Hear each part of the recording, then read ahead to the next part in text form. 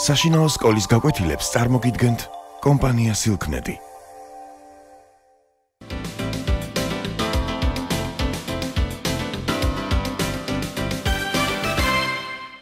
ჩვენი გაკვეთილის თემა გრადუსთა ბადის ელემენტები, წერტილის გეოგრაფიული კოორდინატების განსაზღვრა და კარტოგრაფიული პროექციები. მოგეხსენებათ, რომ დედამიწის ზედაპირი სფერულია და დედამიწის ფორმას გეოიდი ეწოდება.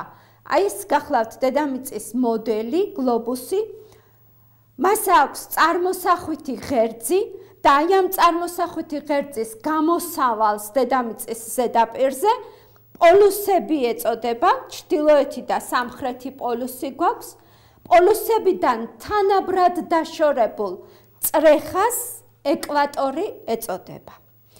ეკვატორის პარალელური ხაზები არის გავლებული როგორც გლობუსზე, ასევე რუკაზე და მათ პარალელები ეწოდებათ, ხოლო პოლუსების შემაერთებელ აი ამ ნახევარწრეებს ეწოდებათ მერიდიანები.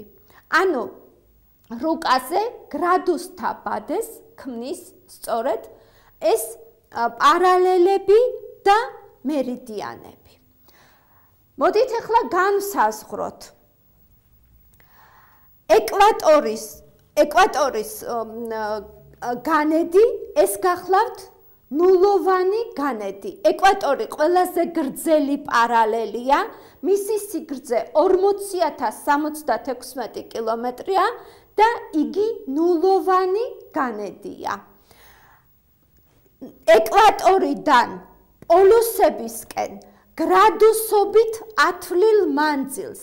აი ნებისმიერი წერტილის, ვთქვათ, მასზე გამავალი განედი, რომ განსაზღვროთ, რამდენი გრადუსია, აი ეს კუთხია, დედამიწის ცენტრთან შექმნილი. ამიტომ ძალიან მარტივად ვამბობთ, გრადუსობით ათვლილი მანძილი. ეკვატორიდან პოლუსებისკენ ეს გახლავთ განედი, ხოლო ასევე გრადუსობით ათვლილი მანძილი საწყისი მერიდიანიდან მოცემული წერტილის მერიდიანამდე ეს იქნება გრძედის გრადუსული ზომა. განედი და გრძედი არსებობს ჩრდილოეთის და სამხრეთის, გრძედი კი არსებობს აღმოსავლეთის და დასავლეთის. ნულოვანი პარალელი, ნულოვანი განედი, ჩვენ ვთქვით, რომ ეს ეკვატორია. რაც შეეხება ნულოვან მერიდიანს, ეს მერიდიანები ყველა ტოლია და პირობითად არის აღებული. ეს არის ლონდონზე გამავალი, ლონდონის გარეუბანში მდებარეობს გრინვიჩის ობსერვატორია და აი ამ ლონდონზე გამავალ მერიდიანს პირობითად უწოდეს საწყისი ან ნულოვანი ან გრინვიჩის მერიდიანი. აი ეს ნულოვანი მერიდიანიდან, ესე იგი, გრადუსული ზომები შეიცვლება როგორც აღმოსავლეთ ნახევარსფეროში, ასევე დასავლეთ ნახევარსფეროში. განედი კი არსებობს ნულიდან, აი აქ ნახეთ, მისი გრადუსული ზომა როგორ არის გამოსახული და მაქსიმალურ კუთხეს ის შექმნის პოლუსთან, რასაკვირველია, და ეს იქნება მართი კუთხე, ხო? ამიტომ განედის გრადუსული ზომა აითვლება 0-დან 90 გრადუსამდე, როგორც ჩრდილოეთით, ასევე სამხრეთით. და თვითონ განედი არსებობს ჩრდილოეთის და სამხრეთის, ხოლო გრძედი აითვლება 0-დან 180 გრადუსამდე. გვაქვს დასავლეთ, მოგხსენებათ, რომ წრეწირის გრადუსული ზომა 360 გრადუსია და ნახევარიწრე, ანუ აღმოსავლეთ ნახევარსფერო აითვლება გრინვიჩის მერიდიანიდან აღმოსავლეთით 0-დან 180 გრადუსამდე, აღმოსავლეთით და 0-დან 180 გრადუსამდე დასავლეთით. ანუ გრძედი არსებობს აღმოსავლეთის და დასავლეთის. განედები და გრძედები შეადგენს გრადუსთა ბადეს ქმნის, სწორედ როგორც რუკაზე, ასევე გლობუსზე. და მათი გრადუსული ზომები იცვლება 0-დან 90 გრადუსამდე ერთ შემთხვევაში, 0-დან 180 გრადუსამდე მეორე შემთხვევაში. განედი არსებობს ჩრდილოეთის და სამხრეთის, გრძედი არსებობს აღმოსავლეთის და დასავლეთის. მაგრამ ეს ხაზები უშუალოდ თვითონ პარალელები და მერიდიანები პარალელი გვიჩვენებს აღმოსავლეთ-დასავლეთის მიმართულებას რუკაზე, აღმოსავლეთ და გრძედი მიჩვენებს ჩრდილოეთ-სამხრეთის მიმართულებას. ანუ განედი არსებობს ჩრდილოეთის და სამხრეთის, გრძედი აღმოსავლეთის და დასავლეთის, მაგრამ მერიდიანები და პარალელები მიჩვენებს მერიდიანი ჩრდილოეთის და სამხრეთის მიმართულებას, პარალელი აღმოსავლეთ-დასავლეთის მიმართულებას. ძალიან გთხოვთ, რომ ამას მიაქციოთ ყურადღება და დაიმახსოვროთ. გრადუსთა ბადე ჩვეულებრივ კოორდინატთა სისტემას ემსგავსება და გვინეის ყურეში გვაქვს წერტილი, რომლის კოორდინატი იქნება 0, 0. ანუ ეკვატორ ნულოვან განედზე მდებარეობს და ნულოვანი მერიდიანის გადაკვეთის წერტილი გახლავთ ეს. ანუ მისი კოორდინატი 0, 0-ია. წერტილის გეოგრაფიული კოორდინატის განსაზღვრისთვის გამოვიყენოთ სწორედ ესეთივე გრადუსთა ბადე აღვიქვათ როგორც კოორდინატთა სისტემა და განსაზღვროთ მაგალითად თბილისის კოორდინატები. მოდით განსაზღვროთ ამ რუკის მიხედვით, ანუ ჩრდილოგანედის დაახლოებით 41-42 გრადუსებს შორის არის მოქცეული, ხედავთ თბილისი 41 გრადუსი ავიღოთ და ამ რუკის მიხედვით ნათლად ჩანს, რომ აქ გრძედები არის გამოსახული 40-50 გრადუსებს შორის არის იგი მოქცეული, ცოტა უფრო 50-ისკენ გადმოხრილი, ანუ აღმოსავლეთ გრძედის 46 გრადუსი. აი ამ ჩვენი რუკის მიხედვით გვექნება მისი კოორდინატები ჩრდილოგანედის 41 გრადუსი და აღმოსავლეთ გრძედის 46 გრადუსი. და ასე ნებისმიერი წერტილის კოორდინატის დადგენა შეიძლება აი ამ ჩვენი გრადუსთა ბადის გამოყენებით. პირველი ასეთი მიახლოება გრადუსთა ბადესთან მსგავსი ესეთი დანაყოფები ერატოსთენეს რუკაზეც კი იყო მოცემული, შეგახსენებთ და პტოლემეოსს უკვე შემოაქვს გრძედისა და განედის განმარტება. ჩვენ ვთქვით, რომ დედამიწის ზედაპირი არის სფერული.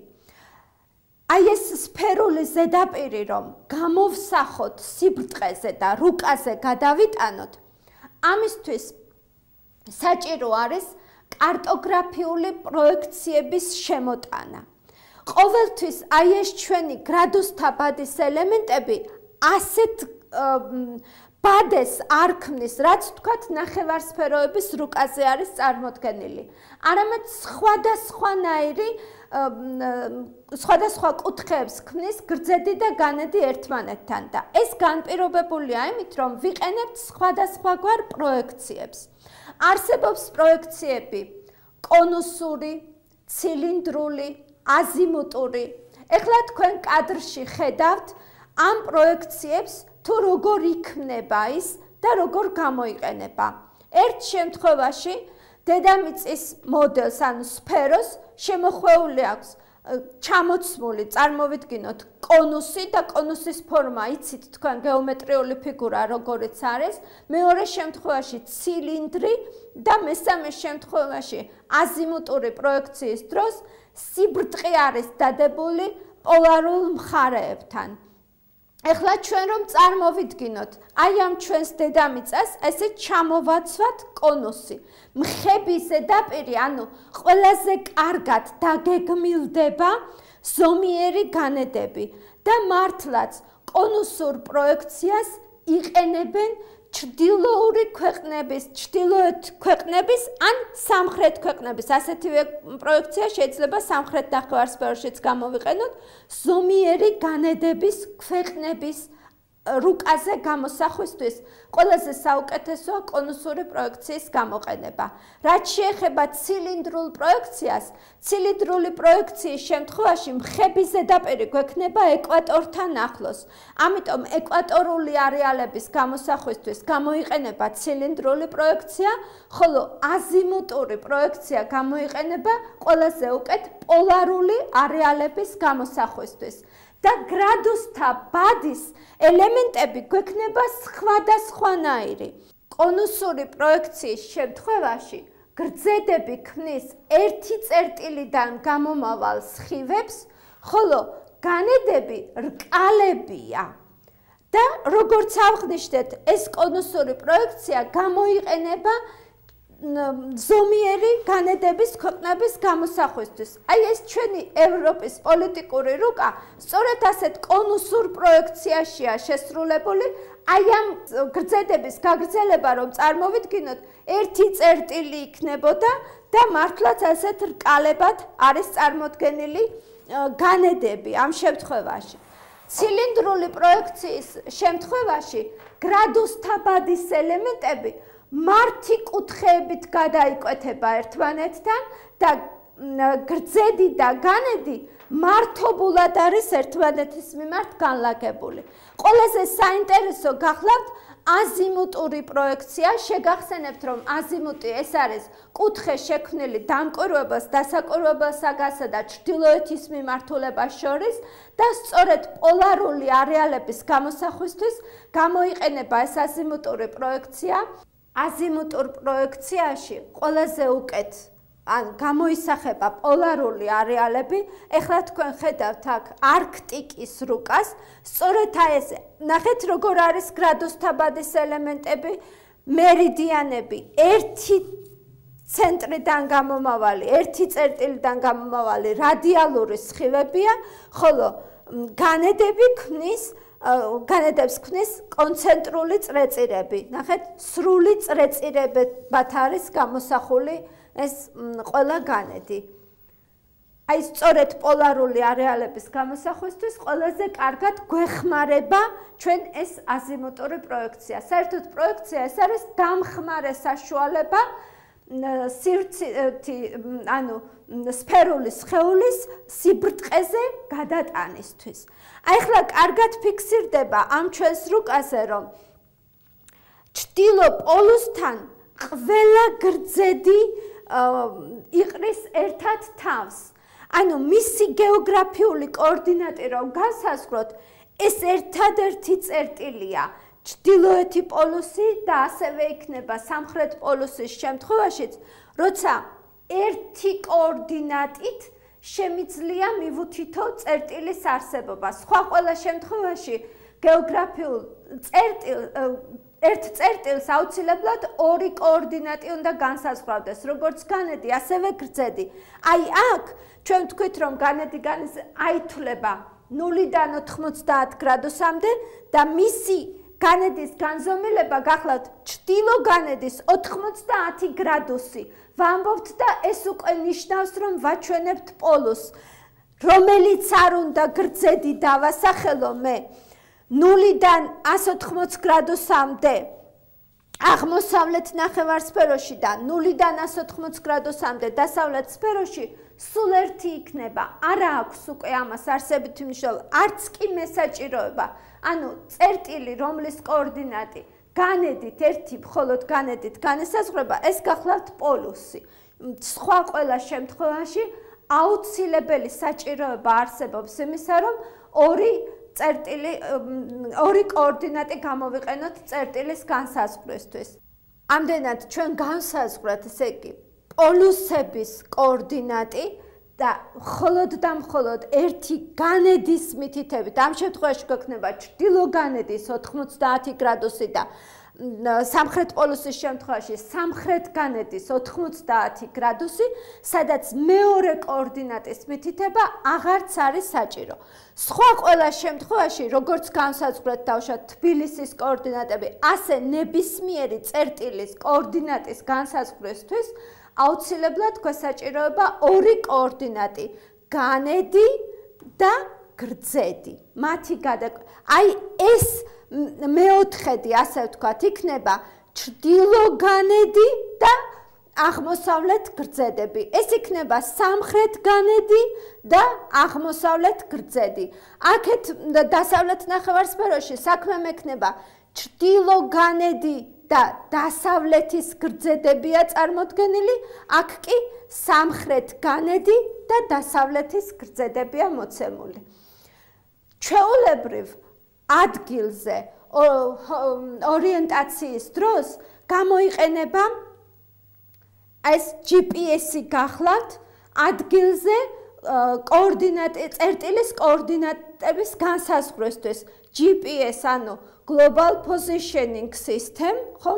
ეს ხელსაწყო გვეხმარება 24 სატელიტს ერთდროულად უკავშირდება. აი ასეთი ხელსაწყოს დახმარებით შეიძლება განსაზღვროთ თუ ჩვენ სად ვიმყოფებით. აქ მის ციფერბლატზე აღინიშნება, დაიწერება ჩვეულებრივ შეგვიძლია ამითი განსაზღვროთ გეოგრაფიული კოორდინატი. ამდენად ჩვენ დღეს მიმოვიხილეთ გრადუსთა ბადის ელემენტები, განედი და გრძედი, განსაზღვრეთ რა არის და მისი განზომილება. ვისაუბრეთ წერტილის გეოგრაფიული კოორდინატების განსაზღვრაზე და კარტოგრაფიულ პროექციებზე. დიდ მადლობას მოგახსენებთ ყურადღებისთვის.